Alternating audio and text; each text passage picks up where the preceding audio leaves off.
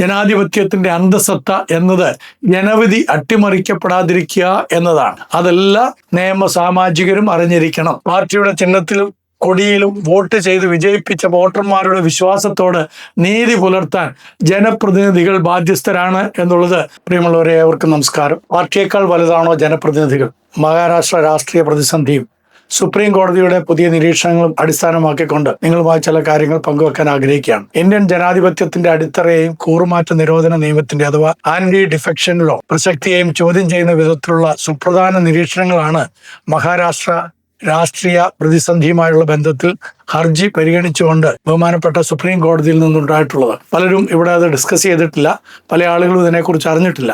Chief justice Suryakant, justice Joymalya Bagchi, justice V Mohana എന്നിവരടങ്ങിയ ബെഞ്ചാണ് ഈ നിർണായക വിഷയങ്ങളിൽ വാദം കേൾക്കുന്നത്.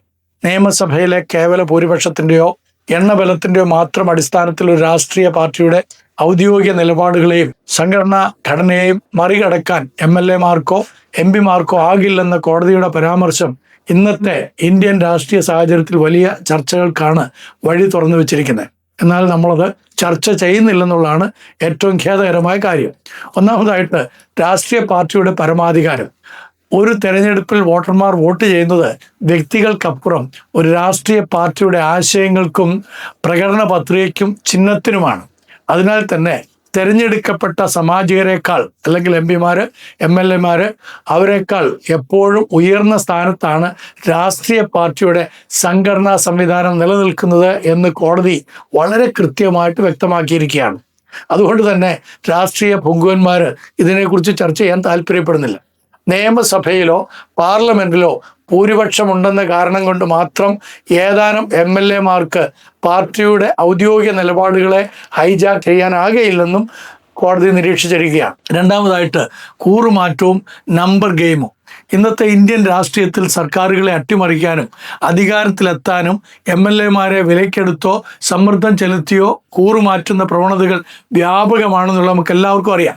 പ്രത്യേകിച്ച് ഓപ്പറേഷൻ ലോട്ടസ് എന്ന് പറയുന്ന ആ ഒരു കുതിരക്കച്ചവടം നമ്മളെല്ലാം ഏറെ ചർച്ച ചെയ്തിട്ടുള്ള കാര്യങ്ങളാണ്. പക്ഷെ അതിനൊരു അറുതി ഉണ്ടാകുകയില്ലേ എന്നുള്ളൊരു മനോവിഷമം എന്നെപ്പോലെയുള്ള സാധാരണ ജനങ്ങൾക്ക് നമ്മുടെ രാജ്യത്ത് ധാരാളമായിട്ടുണ്ടായിരുന്നു എന്നതിന് യാതൊരു സംശയമില്ല.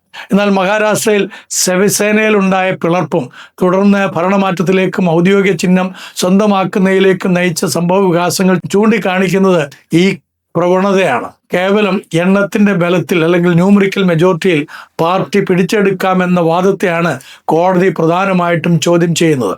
ജനാധിപത്യത്തിന്റെ അന്തസത്ത എന്നത് ജനവിധി അട്ടിമറിക്കപ്പെടാതിരിക്കുക എന്നതാണ്. അതെല്ലാ നിയമ സാമാജികരും അറിഞ്ഞിരിക്കണം. മൂന്നാമതായിട്ട്, ജനാധിപത്യത്തിന്റെ മൂല്യവും ആശയപരമായ സ്ഥിരതയും. ജനാധിപത്യത്തിന്റെ പരിപക്വത അളക്കപ്പെടുന്നത് രാഷ്ട്രീയ പാർട്ടികളും അവയിലെ അംഗങ്ങളും തങ്ങളുടെ പ്രത്യയശാസ്ത്രത്തോടും അടിസ്ഥാന ആശയങ്ങളോടും പുലർത്തുന്ന കൂറിലൂടെയാണെന്ന് ജസ്റ്റിസ് ജോയ്ലി ബാഗ്ചി നിരീക്ഷിക്കുകയുണ്ടായി. തെരഞ്ഞെടുപ്പ് കാലത്ത് ജനങ്ങൾക്ക് നൽകിയ വാഗ്ദാനങ്ങളിൽ നിന്നും രാഷ്ട്രീയ പാർട്ടിയുടെ നയങ്ങളിൽ നിന്നും തന്നിഷ്ടപ്രകാരം വ്യതിചലിക്കാൻ സാമാജികർക്ക് അവകാശമില്ലെന്ന ശക്തമായ സന്ദേശമാണ് ഈ നിരീക്ഷണങ്ങൾ നൽകുന്നത്. പാർട്ടിയുടെ ചിഹ്നത്തിലും കൊടിയിലും വോട്ട് ചെയ്ത് വിജയിപ്പിച്ച വോട്ടർമാരുടെ വിശ്വാസത്തോട് നീതി പുലർത്താൻ ജനപ്രതിനിധികൾ ബാധ്യസ്ഥരാണ് എന്നുള്ളത് വിസ്മരിക്കരുത്. നിയമസഭയിലെ താൽക്കാലിക ഭൂരിപക്ഷമല്ല, മറിച്ച് രാഷ്ട്രീയ പാർട്ടിയുടെ പ്രത്യയശാസ്ത്രപരമായ അടിത്തറയും സംഘടനാപരമായ അഖണ്ഡതയുമാണ് സംരക്ഷിക്കപ്പെടേണ്ടത്.